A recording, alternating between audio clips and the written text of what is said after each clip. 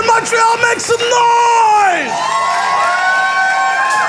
All right, so I am a happily married man who just recently had everything he knows about marriage, men, women, humanity turned upside down and completely ruined forever. Did you know that there are women out there who want to sleep with married men? It's true. I've met them. Okay, well, I met one. Okay, sorry, but it was really shocking. It was nuts. There was somebody out there who was just like, wow, I've never slept with a guy who looks like a Burger King manager ever before. It was shy, and I'm not somebody who's used to having women want sex from me. Like, even my wife, oh man, especially my wife. Oh man, do you know my wife? She's the worst, oh my God. Anyway, I did a show, and afterwards this woman was like, oh, I found you very funny. I want to have sex with you tonight. And I was like, I'm married. I have a wife. I had sex 2 weeks ago. I'll be fine, thank you. To which she replied, well, I had sex 2 nights ago.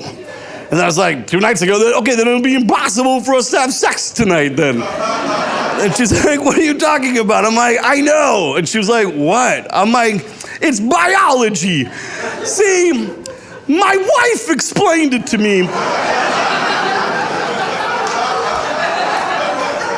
That after you use it, the female vagina takes 2 to 5 weeks to regenerate, right? So you just gotta wait till that delicate flower comes back, right?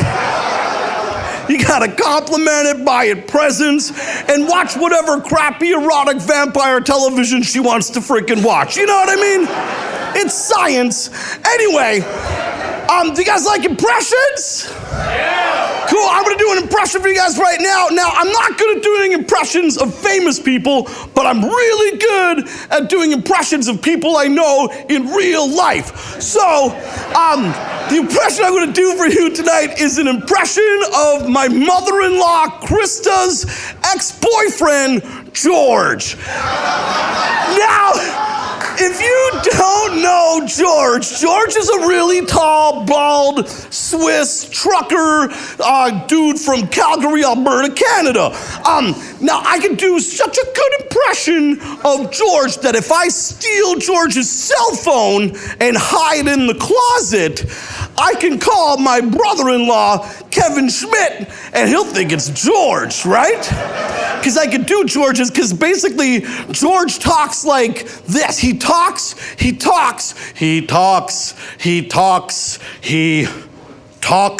his jeans inside of his cowboy boots, right?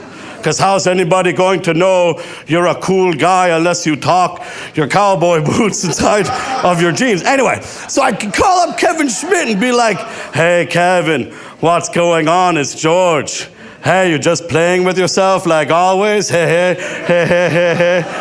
Yeah, what is it, George? Yeah, I need a little bit of advice. See, I went to the pharmacy to buy some of those extra large Magnum condoms because my unit is so big. Turns out it's just average. Anyway, to make the long story into shorts, what do you do when it falls off of your unit and stays inside the woman? By the way, that woman is your mother. I am so good at George impressions that I can call my wife, Monica, and just completely fool her, right? I'll be like, hey, Monica, what do you have planned for the holiday season? And she'll be like, I don't know, maybe we'll go skiing. Do you want to go rent a cabin? I thought we might have an MDG. What's an MDG? It's the forbidden threesome. Mother, daughter, George. I am the premier George impressionist in the world. Like, I'm so freaking good, I can call my mother-in-law, Krista, and be like, hey, Krista, it's George. And she'll be like, oh, did you talk to Mike? What? Wait, why do I need to talk to Mike? About what we talked about yesterday. Oh, you mean, Refresh my memory, please. She's like, oh, about the fact that maybe he needs to go to a gym, because he's been getting a little bit overweight, and it was cute for a while, but now it's kind of being like, it's a little bit like we're just kind of worried about his health, and we thought it would be a good idea if it came from a man other than his mother-in-law that he was getting fat.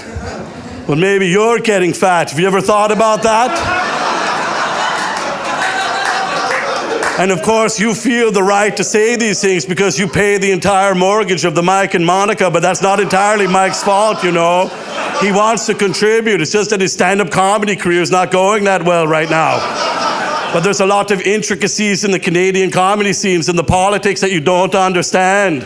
And also, he's bald and it's hard. You don't understand because he loves you and he thinks you're amazing and his daughter is the best thing around in his life. And I never want to speak to you again. Anyway, they broke up. I have no idea why. Thanks a lot, everybody. Good night. Bye.